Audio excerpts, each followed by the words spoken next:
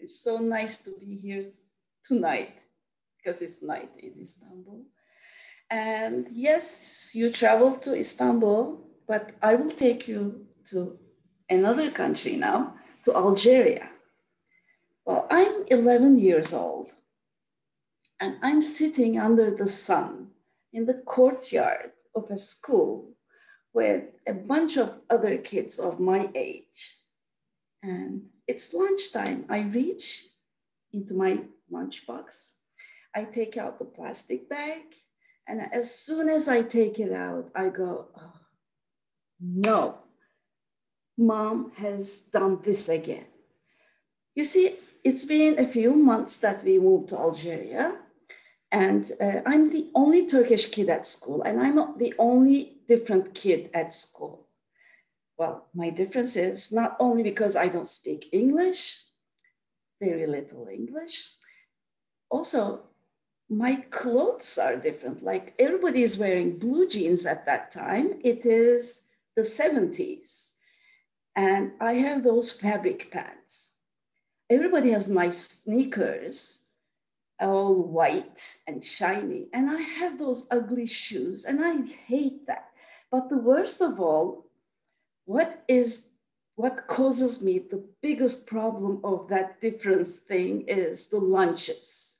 Everybody has nice lunch boxes and all those aluminum foil is the first time I see such a thing. And they have cupcakes, they have pretty sandwiches, and all I have is stinky meatballs wrapped in plastic bags.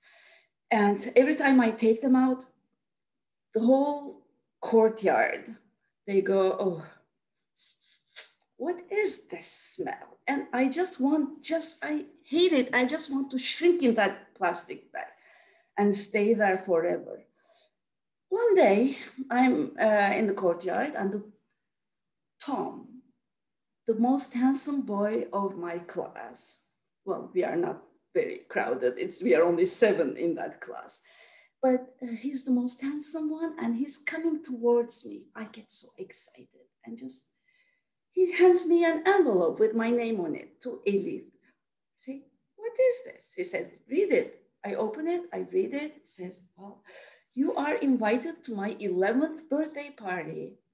This is Saturday at La Rue Hydra, the most expensive street of Algeria at that time.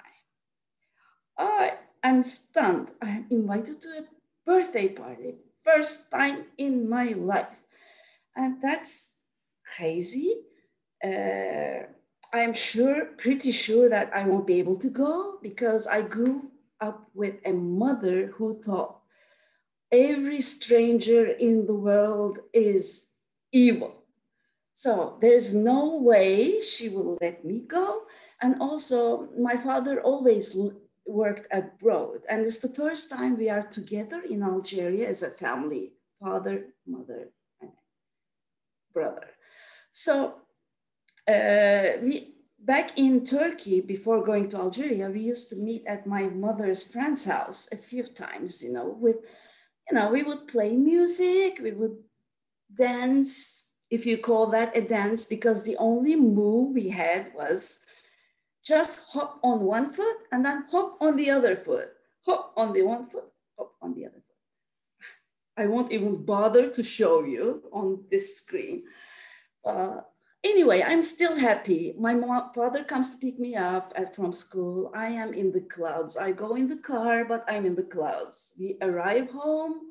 I insist on staying in the cloud, but at the end, I go in, I get off the cloud. It's the total truth that I will never be able to go to that party anyway. So I start doing my homework and my father comes in. He just sees the envelope on the table. He says, what is this? I said, I don't say anything, of course. What would I say? I'm just so embarrassed and I feel guilty of having a friend who invites me to his house, plus a total stranger. And he reads it and he says, okay, 12 is a bit late. I'll come and pick you up around 10. where I stop. Can I go?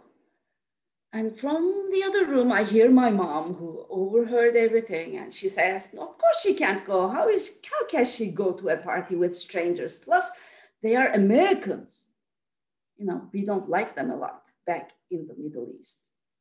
So my father says, of course she will go. Well, the next 3 days, they don't stop arguing. One says she will go, the other says she won't go, etc., etc. And in the end, the decision is made. My father says, my daughter is going to go to that party. I trust her. How is she gonna make friends if she doesn't go? And that's it. End of the confusion. Well, what comes next? Everybody at school is talking about that party, but I have never been to a party before. Plus, I have not even seen a party on TV or anywhere before. So from what I hear, the girls are talking about what they are going to wear. Well, that's not a problem because all I have is fabric pants. That's not a problem. But the problem is, am I going to have to talk to people? Oh, no idea. But still the excitement is so big. I surrender. I wear my fabric pants. I'm ready. My father takes me there. And we come to the house and father says, okay, go, go, go. There also, that's another shock. And he's not going to come, knock on the door and see what kind of evil people are inside. Oh, he doesn't do that. Well, I go knock on the door and an angel like Tom's mother opens the door and I go in. Wow, this lights, there's music, there's Kool-Aid and Bee Gees ears. Wow, that's fantastic.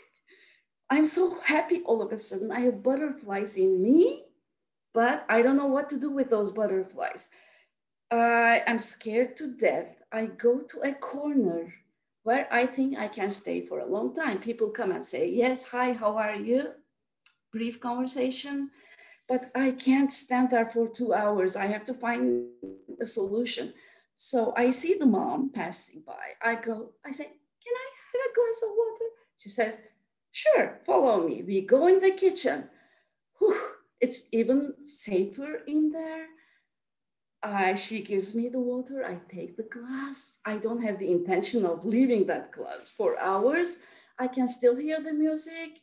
You can call that I am at the party. Kitchen is in the party too. So I'm so happy. Mother leaves. I'm just listening and relieved. And I hear someone at the door says, what are you doing here? I'm caught. That's Jerry. A boy, half American, half Syrian. So I can maybe trust him a little bit. So he says, what are you doing here? I said, nothing. Oh, so I'm drinking my water. I show him the glass. He said, let's go inside and dance. I say, nah, I'm good here. And he says, come on, let's go and dance. I say, no, I'm good. Then he gets it. He says, oh, come on. Don't you know how to dance? Well, I don't dare to move him. The only move, hop on one foot and hop on the other foot, Turkish way of dancing. And I say, no. And he says, oh, it's not a problem. I can teach you. I said, really? He says, yes, it's easy. Follow me. And then he just shows me one move, then another move. And it's, staying alive, staying alive. And we go inside dancing. Oh, I'm dancing. And oh, I feel comfortable. Oh, that's a good thing. I look around me and I see everybody dancing, everybody happy.